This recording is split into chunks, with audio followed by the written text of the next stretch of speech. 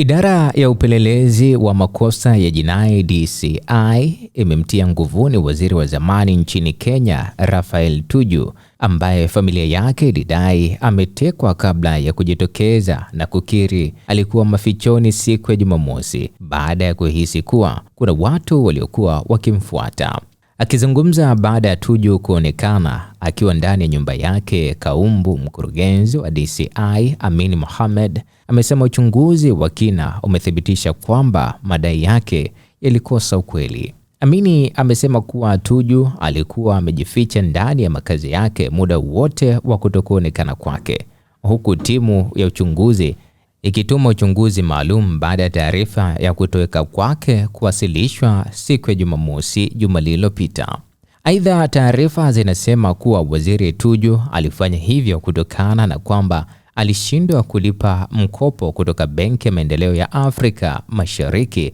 na sasa benki hiyo inataka kuchukua mali yake, Tuju akituhumu baadhi ya watu mashuhuri katika serikali kwa kuhusika kwenye mzozo huo.